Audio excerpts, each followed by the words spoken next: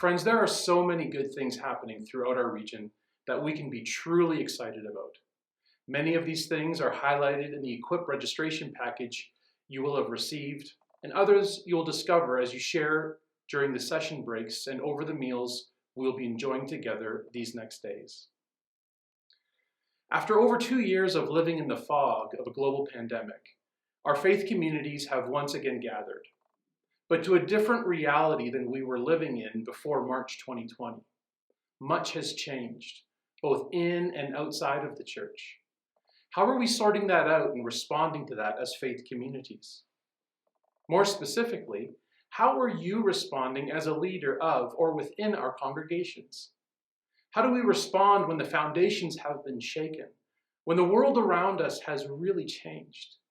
How do you lead when the first person you need to lead is yourself, and what you're giving leadership to and what you're leading into has significantly changed?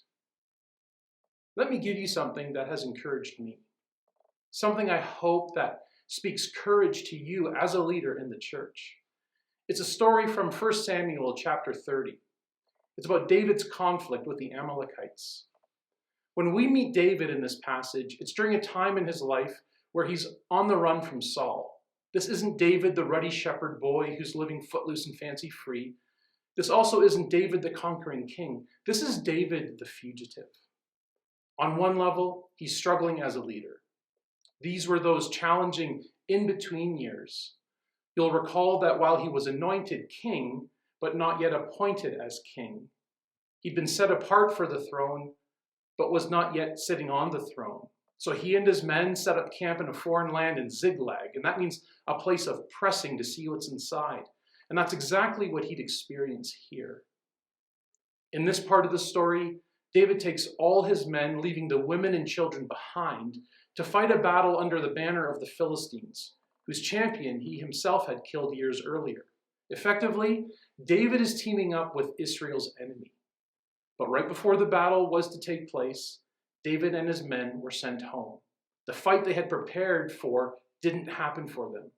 Key leaders amongst the Philistines got nervous as they didn't trust David and his men. And right before the big battle, they sent David and his men packing. On their way back to their camp, David and his men discover something that would horrify them and shake them to the core like they'd never been shaken before. As they're returning home with nothing in their hands from a battle they didn't get to fight, they discovered nothing to return home to. Everything was gone. And this is where we pick up the story. Now, when David and his men came to Ziklag on the third day, and David and his men covered about 25 miles a day on the march south from Aphek to Ziklag, the Amalekites had made a raid against the Negev and against Ziklag. They had overcome Ziklag and burned it with fire and taken captive the women and all who were in it, both small and great. They killed no one, but carried them off and went their way. And when David and his men came to the city, they found it burned with fire, and their wives and sons and daughters taken captive. David and his men would have been tired, hungry, and likely expecting all the comforts of a welcome home. We can well imagine how these soldiers felt. A couple of kilometers outside of their camp, their hearts probably started beating a bit faster with joyful thoughts of being reunited with their families. As soldiers, they were discouraged in that they hadn't been allowed to fight with the Philistines. Soldiers trained for battle can get a bit ornery when they don't get to do battle. But they knew they were coming home, and home meant family and familiar surroundings. But that hopeful anticipation quickly turned into personal devastation. Their dreams of a warm homecoming morphed into their worst nightmare. Instead of children running out to greet them, they see smoke rising from charred homes.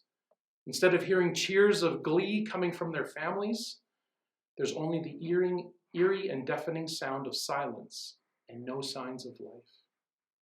To their unimaginable horror, they discovered that all they valued was taken from them. Wives, children, livestock, all gone. All they had built burned to the ground. All they had worked for, taken from them. Their source of pride and joy, vanished. This was disastrous. Imagine yourself in their place. You return from a business trip, a road trip to see your house burn down. Your family is nowhere to be found. You have no idea what happened to them, so you think the worst. Imagine the pain, the anguish.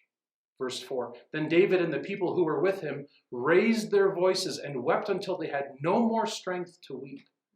David's 2 wives also had been taken captive, Ahinoam of Jezreel and Abigail, the widow of Nabal of Carmel. I mean, this is utter despair.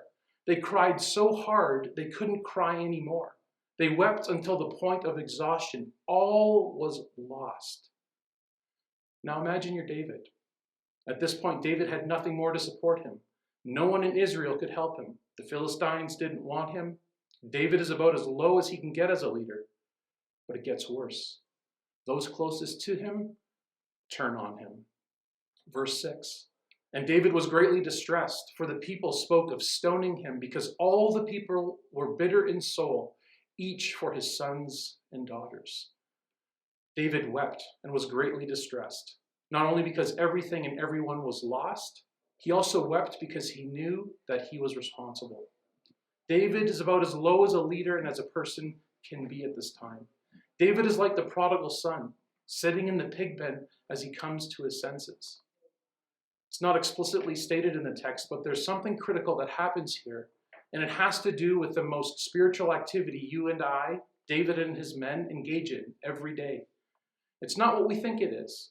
Ask people what they think the most spiritual activity they can do is, and they'll list things like praying, talking with God, reading the Bible, serving another person, giving to someone in need, sharing their faith story. All good, but they're not it. The most spiritual activity anyone engages in is something that precedes any of those actions. It's the decision that precedes the action. The most spiritual activity we engage in is deciding. It's choosing. And David's men chose bitterness, and they took it out on the wrong person. David had the same problem they had. He too had lost it all. But his soldiers, instead of looking for a solution, looked for a scapegoat. And David was a convenient target. You know, I wonder, after these last 2 to 3 years where we lived under the cloud of COVID, how many pastors and leaders, how many of you experienced something similar to what David did here? Parishioners or ministry team members or volunteers turning on you instead of supporting you. Fellow soldiers plotting a mutiny instead of working together to find a way out of the mess. David's men chose bitterness. David made a different decision. And the question for us today is, how are you responding to the new reality we find ourselves in as the church? How do you respond to the new reality you're living and working in? In hopes of speaking encouragement to you, note a number of things David did that we can do. Number 1, seek God's face. Verse 6 says, but David strengthened himself in the Lord his God. It took a lot to bring David to this place, but now he's at a point where God is his only strength and hope. And friends, however bad the circumstances may be that bring us there, this is a good place to be. David is empty and ready to be filled. David is broken and ready to be restored. You know, sometimes we think we have to work for or achieve God's blessing or strength. But David shows us another way. David strengthened himself in the Lord his God. As he bowed before God, David received the strength. As David humbled himself, God gave him strength. David was bold enough to ask for it and receive it from God. Before this point, David was operating in his own strength, his own wisdom, his own empowerment. He didn't see himself as weak and in need, but after coming home to a completely changed reality, a burned down camp and missing wives and sons and daughters, David knew he was weak and he needed God's strength. David strengthened himself in the Lord his God. He didn't wait for someone else to strengthen him. He didn't say, well, Lord, if you want to strengthen me, that's fine. I'll just wait here until you do it. No, David knew that the Lord's strength was there for those who wait upon him. And so he strengthened himself in the Lord his God. God's strength was there for David all the time, but now he takes it for himself and will strengthen himself in the Lord his God. David strengthened himself in the Lord his God. He didn't strengthen himself by looking for a chemical assist at the bottom of a bottle, or a quick hit from a toke, a new toy, or an illegitimate relationship. David knew that the Lord's strength was presently available for those who seek him. He got strength in the Lord his God. This was the strength of the living God making itself real in the life and heart of a hurting man. This was strength for brokenness, strength for repentance, strength for determination to deal with his new reality, to win back what the enemy had stolen, strength to deal with the challenges that this new reality delivered. This was the same strength that would raise Jesus from the dead. This strength is available for you and me and the men and women we care for and lead. How did David do it? How do we do it? Look at the book of Psalms. It's a veritable catalog of struggles where David strengthens himself in the Lord his God. David no doubt remembered God's love. At this point of total loss, David now saw the love of the Lord in the rejection of the Philistine leaders. If God had not sent him back home through the rejection of the Philistines, it would have been weeks, if not months, until he returned, and the situation would have been far worse. That which stung him before became sweet to him now and a most precious expression of God's love. David would remember God's promise and calling. As God lifted the fog in David's head and cleared his mind, David could once again say, I am a man anointed by God, called by God, and promised by God to be the next king of Israel. I have a high calling and promise from God, and he hasn't taken it away. I need to start living according to that destiny. David could remember past deliverances. He could say, this is devastating, no doubt, but God has delivered me before. If he did it then, he will do it now. He didn't save me then to let me die now. So as we face the challenges delivered by the new realities we live in, seek God's face and receive his strength. Having done so, secondly, seek God's direction. Verse 7 says, And David said to Abiathar the priest, the son of Ahimelech, Bring me the ephod. So Abiathar brought the ephod to David. And David inquired of the Lord, Shall I pursue after this band? Shall I overtake them? He answered him, Pursue, for you shall surely overtake and shall surely rescue. David turned to the priest, to the ephod. This was the official garb of the priest, what the priest himself turned to get direction from God. The ephod, a breastplate of sorts, contained the Urim and Thummim. This is what the priest would use to get guidance from God. David didn't just need God's strength, he needed God's specific direction. He wanted to know, where do we go from here? Here's the point. We need to hear from God for ourselves. We need an ephod. We need a word, not just the graphe, the written word, but a rhema, a personal word. While we need to be in the logos, what we need is a kairos, an encounter with God. We need God's Spirit to give us strength and direction. Remember, although David was anointed, though not yet appointed, he still faced adversity. In this crisis, he needed strength and he needed to know what to do next. And he asks God some very specific questions. Shall I pursue after this band? Shall I overtake them? At one time, David would not have bothered to even ask these questions. He would simply act because when a soldier is attacked, he strikes back. But in dealing with this new reality, David brings everything to God. Nothing is done just because it was done that way before. He asks God about everything. And look at what God says. He says, Pursue, for you shall surely overtake and shall surely rescue.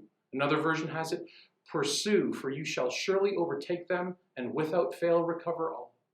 God gave David something to do, pursue. Then God gave David a promise in the doing. You shall surely overtake them and shall surely rescue. When God gives us something to do, he also gives us a promise in the doing. Even when we're about God's business, adversity will come, friends. And yet God doesn't want us to be going about aimless or directionless. We need to hear from God for ourselves.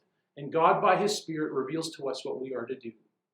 I wonder how much this is the practice today with us. And I wonder how much it is the practice of the people that we lead.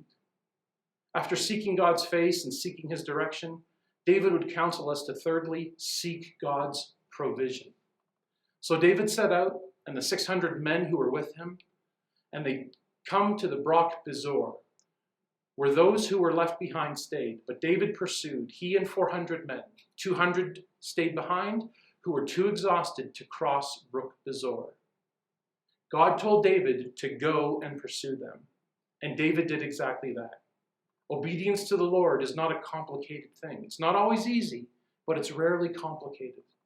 And look at what happens as a consequence of David's obedience. Verse 11, they found an Egyptian in the open country and brought him to David. And they gave him bread and he ate. They gave him water to drink, and they gave him a piece of cake and figs and 2 clusters of raisins. And when he had eaten, his spirit revived, for he had not eaten bread or drunk water for 3 days and 3 nights. They found an Egyptian in the field. As David and his men set out, they came across a man collapsed in the wilderness. It would have been easy to ride past this man, to ignore him, because they had a much greater mission in pursuing the Amalekites. I mean, how could he help, right?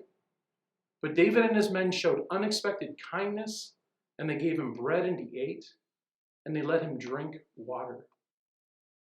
If you ask God for provision, be prepared to, fourthly, make the connection.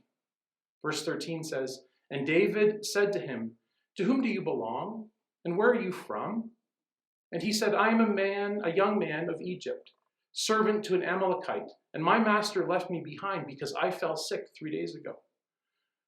We had made a raid against the Negeb of the Cherethites, and against that which belongs to Judah, and against the Negeb of Caleb, and we burned Ziklag with fire. Oh, you did you? Catch this. As David and his men are trying to deal with their new reality and reclaim what has been taken from them, they stop to serve a man left for dead in the middle of a field. And as luck would have it, he happens to have specific directions to the people who caused the crisis, the people who took their stuff. Friends, when we pray, we need to watch to see what God does. Verse 15. And David said to him, will you take me down to this band? And he said, swear to me by God that you will not kill me or deliver me into the hands of my master, and I will take you to this band. Well, how about that? God knows how to get a brother connected, doesn't he? Come on, a man left for dead in the open field takes them exactly where they need to go.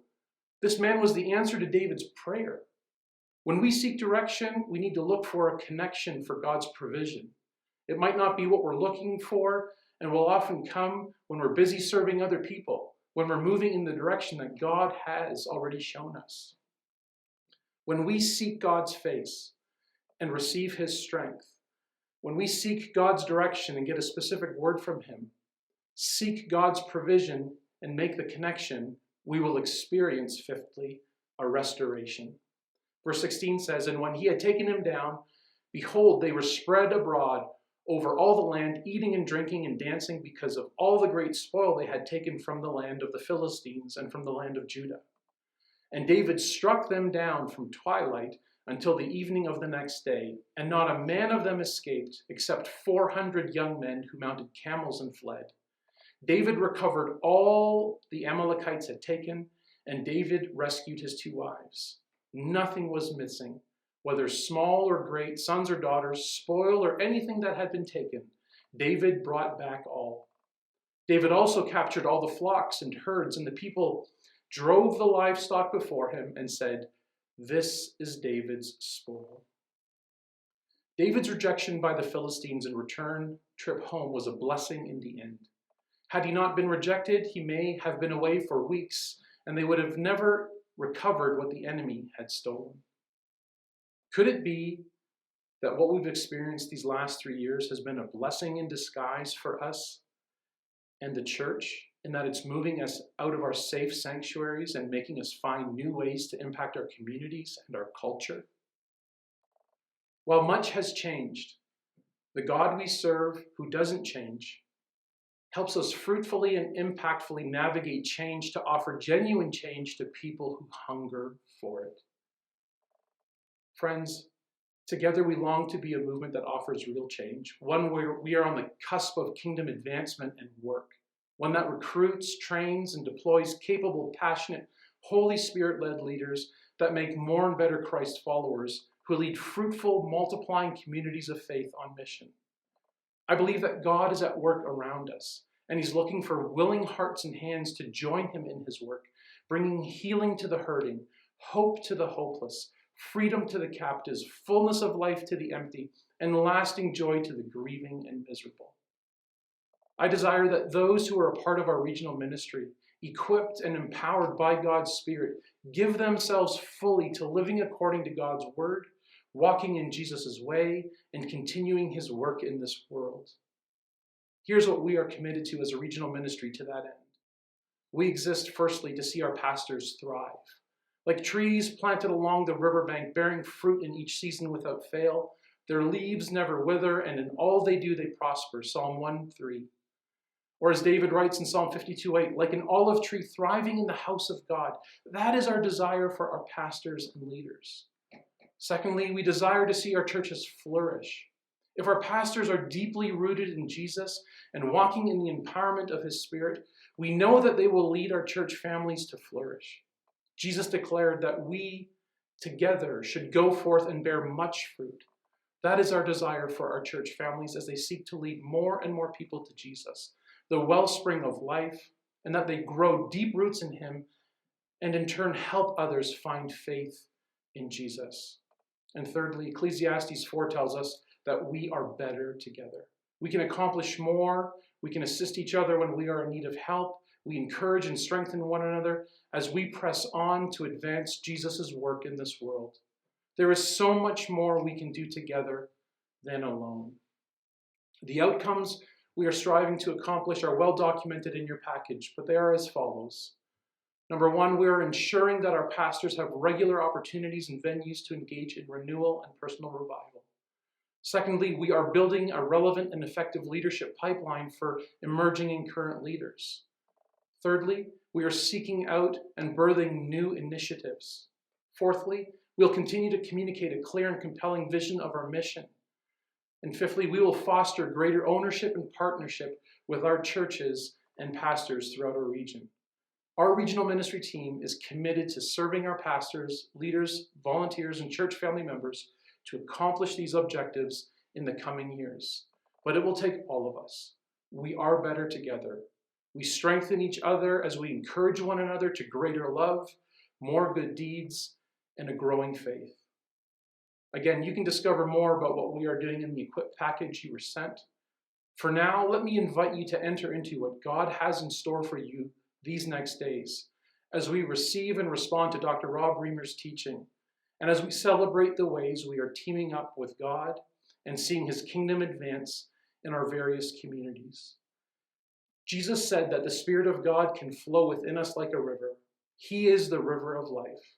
Together, let us become ones who dwell in the river, living in the fullness of God so that we can carry his living water to a world dying of thirst. May God bless you all.